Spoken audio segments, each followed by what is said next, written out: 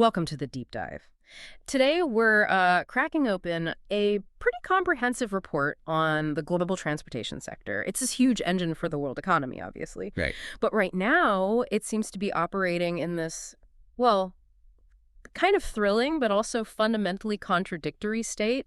They're calling it strategic realignment. He really is. I mean, cognitive dissonance is probably the right phrase for it Okay. in practice. That's exactly it. So our mission today, for you listening, is to try and make sense of this massive contradiction we're seeing in the source material. How is this industry fighting severe short-term market volatility, a lot of it driven by geopolitics, really unpredictable stuff, while at the same time making these huge, sustained, long-term, multi-trillion-dollar bets on an AI-native future and, those net zero sustainability goals? Yeah. You're going to walk away with hopefully a crystal clear understanding of this multi-front war that logistics leaders are fighting all over the globe. And what's so fascinating when you look at the data is just the sheer inconsistency. You've got container freight rates, plunging. That signals massive oversupply, maybe demand slowdown in shipping. Right? But then global air cargo, domestic rail volumes, Yeah. they're showing surprising resilience. Some are even showing gains. Mm-hmm.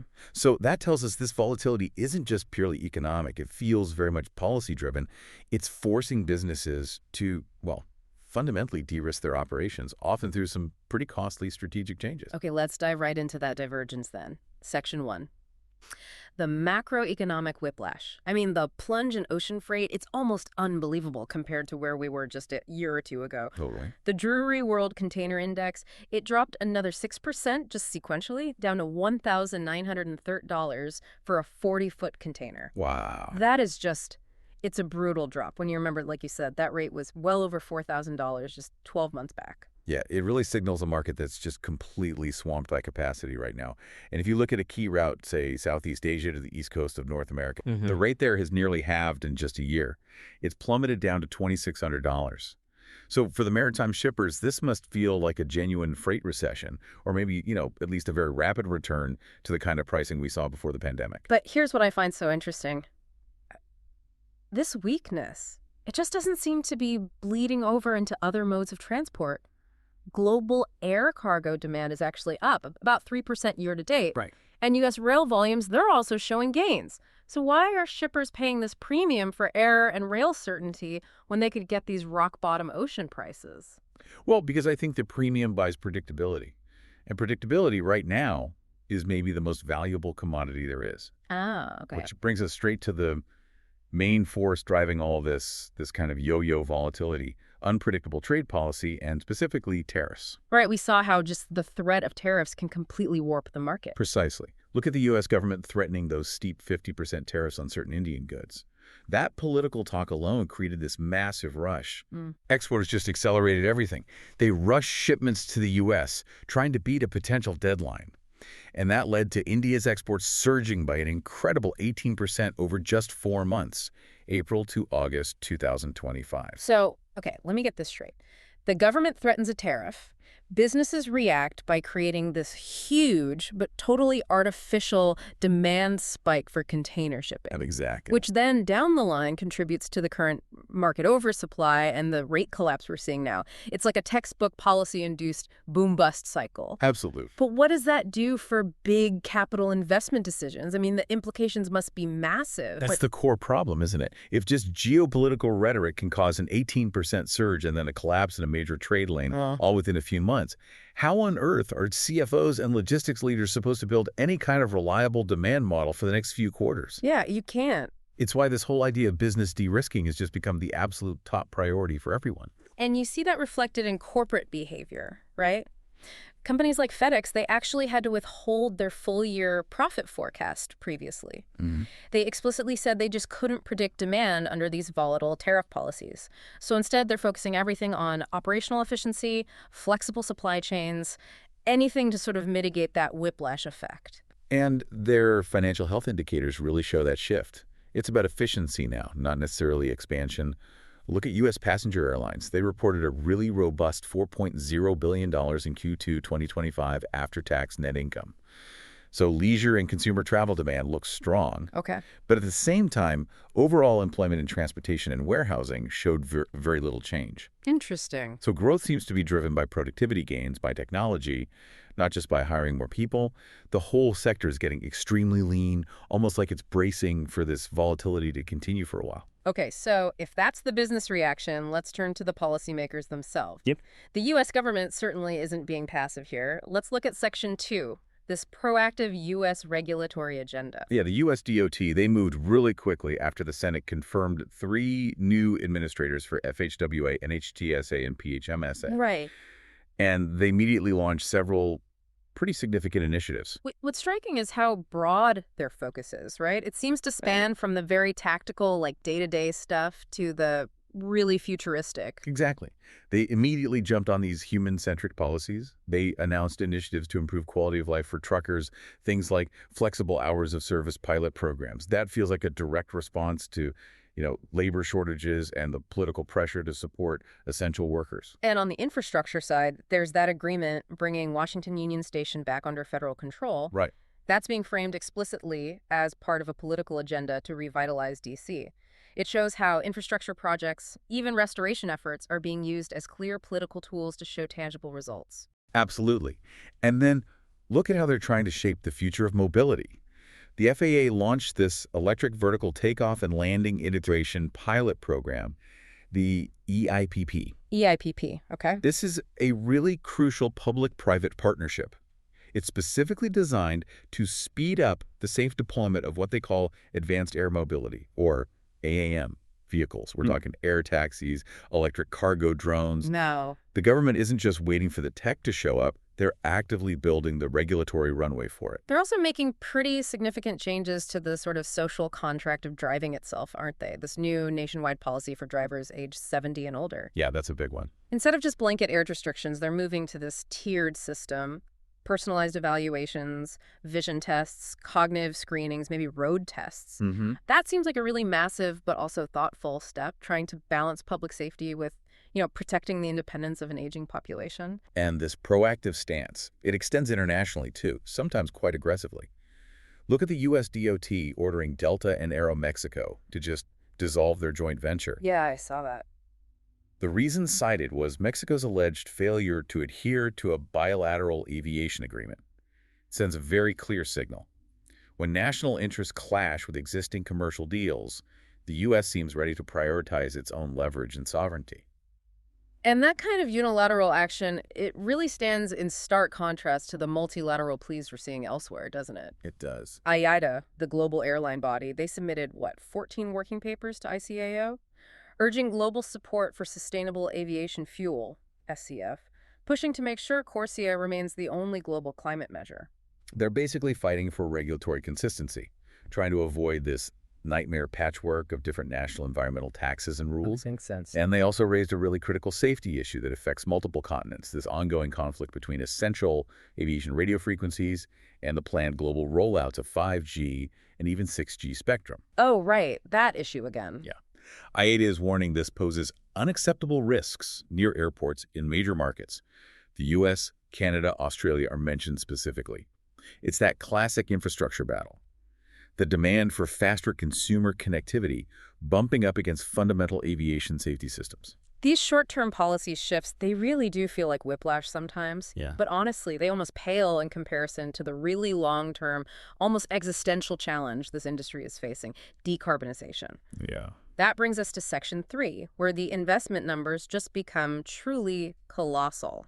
The transition to zero-emission logistics, it feels like it's reaching this critical point where the actual cost is becoming visible, and it's huge. The IMO's net zero goal, plus the emission levies needed to drive it.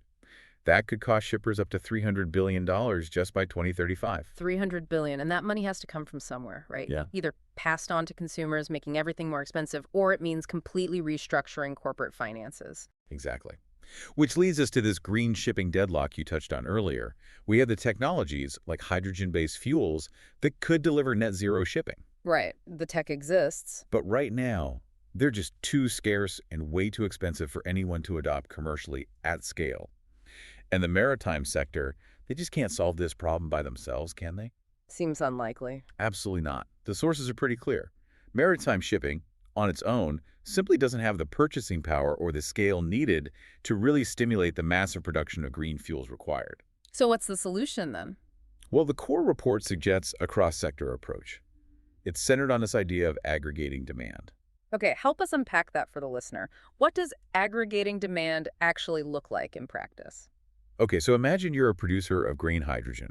You need massive, guaranteed orders to justify building these potentially trillion-dollar production facilities and to get your costs down. Right, economies of scale. Exactly. Maritime's demand alone probably isn't enough to make that investment case stack up. So the solution is for the maritime industry to essentially pool its need for green hydrogen with other hard-to-abate sectors. Think steel manufacturing, fertilizer production, maybe power generation. Yeah. Industries that also need huge amounts of clean energy. Ah, I see. That combined guaranteed demand from multiple big industries creates a critical mass. It makes the investment viable, makes it easier to attract the necessary financing. Okay, so that lowers the engineering and market risk, maybe. But the investment reality. You said the numbers were staggering. They are. This cross-sector aggregation strategy to make it work would require a colossal $9 trillion cumulative investment by 2050. 9 trillion. $9 trillion. I mean, just to put that in context for everyone listening, that's significantly larger than the entire current GDP of major economies like Japan or Germany. Wow. It's an almost unimaginable amount of capital needed. And here's the brutal reality check from the reports. Yeah. Currently, only about $320 billion is actually committed globally towards this. So we are looking at a profound multi-trillion-dollar investment gap. That's not something you fix with slightly higher annual budgets. No, this requires completely new financial instruments, unprecedented levels of public-private collaboration. It's a different scale entirely. When the global problem feels that overwhelming, sometimes you have to look for a local blueprint, right? Something that shows it can be done. Exactly. That's why the Port of Long Beach's strategy seems so crucial here. They're recognized as the best green seaport, and their work feels like a practical, maybe achievable roadmap. Yeah, their Net Zero 2030 climate action plan is impressively aggressive, but also specific. It involves converting 67% of their conventional cargo handling equipment to electric. 67%. Okay. And they're proactively going after grant funding to develop clean transportation technologies right there at the port. They're really demonstrating how dedicated local government action, combined with clear investment targets, can start to bridge that feasibility gap, even for these huge global ambitions.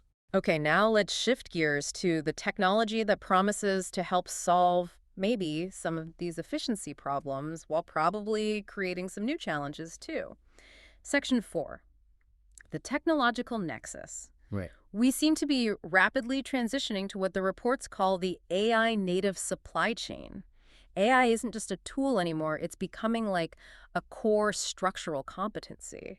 We're definitely seeing fundamental structural shifts. Look at Shipsy. They partnered with Tech Mahindra this week specifically to build an AI native supply chain ecosystem. What does that mean, though, AI native ecosystem? Well, it's not just about optimizing a few trucking routes anymore. This is about integrating predictive analysis across the entire network, managing cost, speed, and sustainability goals all at the same time. It's moving from just reacting to problems and logistics to actually having predictive, integrated planning. And the digital workforce is actually arriving now, isn't it? C.H. Robinson rolled out its always-on logistics planner, and they describe it as being powered by a growing digital workforce of AI agents. What do these AI agents actually do day to day for, say, a logistics manager? Well, they automate really complex strategic tasks, things like simulating tariff impacts on the fly, optimizing tricky multimodal choices based on real-time weather or geopolitical risk, managing potentially thousands of micro decisions, 200 for 50. So they take over the routine analytical grind. Pretty much, allowing the human managers to focus on the really complex stuff, relationship management, crisis response, things AI can't do yet. And investor confidence seems massive. Lyric securing that $43.5 million funding round for its AI platform is proof. The money is definitely flowing to companies that can automate intelligence. And this acceleration in AI, it's obviously fueling the push towards autonomy, both in the air and on the ground. Absolutely. We already talked about the FAA's EIPP paving the way for advanced air mobility like air taxis.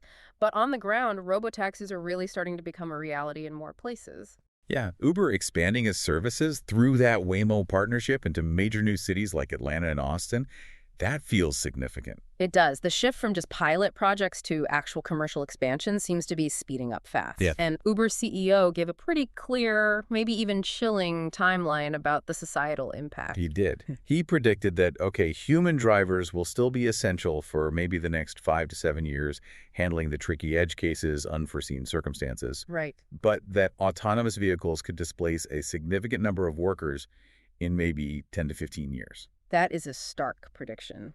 And a difficult one. It presents this huge societal challenge that governments, educators, everyone needs to start grappling with now, really well before the technology becomes ubiquitous. Definitely. And meanwhile, the technology itself is evolving. It's being purpose-built now.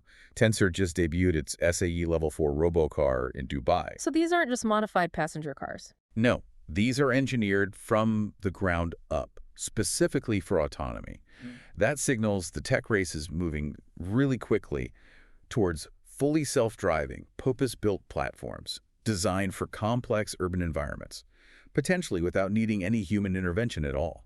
So, okay, we've covered extreme volatility, high-stakes policy interventions, a $9 trillion investment challenge, and the, well, imminent rise of autonomous agents starting to take over the supply chain. If we try and connect all these threads to the bigger picture, what's the key takeaway for you, for the listener? I think the key differentiator for successful businesses looking ahead is going to be agility. It's the ability to pivot away from geopolitical risk almost instantly, probably enabled by AI, Right. while simultaneously making these massive strategic investments and fostering really radical cross-sector collaboration to hit those decarbonization goals.